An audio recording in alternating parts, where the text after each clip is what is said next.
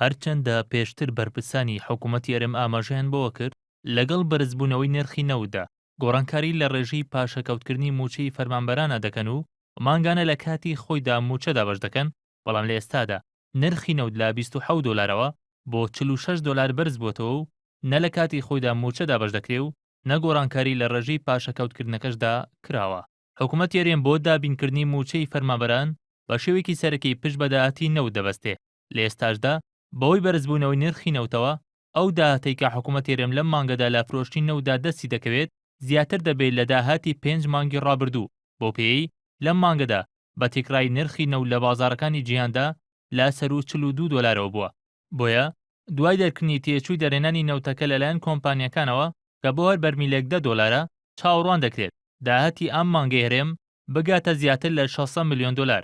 بەو پێش داهاتی مانگی نیسانی هەرێم بەراورد بە سەرەتای ئەم ساڵ و چەند مانگی ڕابردوو بە ڕێژەیەکی بەرچاو بەرز بووەتەوە و بەراورد بە مانگی شوبات و ئازاری ڕابردوو داهاتەکە بە ڕێژەی لە 150 بەرز دەبێتەوە.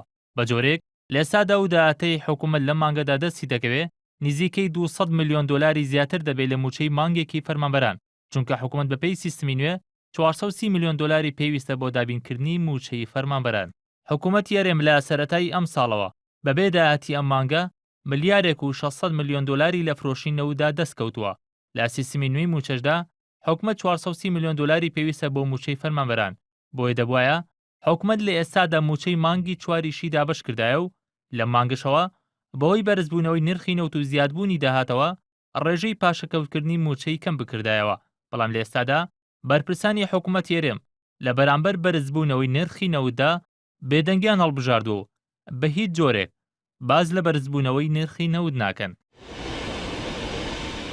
دوایەوەی نرخی نەوت لە ناوەڕاستی مانگی یەکی ئەم ساڵدا بۆ ماوەی چەند کاتژمێرێک بۆ 27 دلار داوەزی، ڕاستەوخۆ حکوومەتی هەرێم سیستمێکی نوێی بۆ دابشکردنی موچەی فەرمانبەرانی هەرێم ڕاگەیاند و بەبێی سیستمەکەش ڕێژەی لە 115 بۆ لە 175 موچەی فەرمانبەرانیان پاشەکەوت کرد. بەرپرسانی حکوومەت ئاماژەیان بۆوە کرد لەگەڵ بەرزبوونەوەی نرخی نەوتدا گۆڕانکاری لە ڕێژەی پاشەکەوتکردنی موچەدا دەکەن، بەڵام لە ئێستادا هەر بەرمیلێک نەوت 20 دلار بەرز بووەتەوە و بە هەمان ڕێژە موچەی فەرمانبەران پاشەکەوت دەکرێ و وامانگی نیسان بەرەو کۆتایی دەچێ، بەڵام هێشتا بەشێک لە موچەخۆران موچەی مانگی شوبات و ئازاریان وەرنەگرتووە و بەشێک لە فەرمانبەرانیش موچەی مانگی ئازاریان وەرنەگرتووە. حکوومەتی هەرێمی کوردستان لە مانگی یەکی ئەم ساڵدا زیاتر لە 18 میلیۆن بەرمیل نەوتی هەناردە کرد کە داهاتەکەی زیاتر لە 650 میلیۆن دلار بوو. مانگی شوباتیش زیاتر لە 304 میلیۆن دلار و مانگی ئازاریش بڕی 557 میلیۆن دلاری لە فرۆشی نەوتدا دەستکەوتووە. هاوکات حکوومەت بڕی 200 میلیۆن دلاری وەکو قەرەبوو وەرگرت کە لە دوای هەفتەی شوباتی ئەم ساڵەوە هەناردەکردن بۆ ماوەی 25 ڕۆژ ڕاگیرە. بەو پێش بە داهاتی ئەم مانگەوە لە سەرەتای ئەم ساڵەوە حکوومەتی هەرێم 2 میلیارد و 200 میلیۆن دلاری لە فرۆشی نەوتدا دەستکەوتووە، بەڵام دواکەوتنی موچەی فەرمانبەران بەردەوامە و ڕێژەی پاشەکەوتکردنی موچەی فەرمانبەرانیش کەم نەکراوەتەوە وەکو کاتەیە کە نرخی بەرمیلێک نەوت بە 27 دلار بوو. بەرهەم ساڵح NRT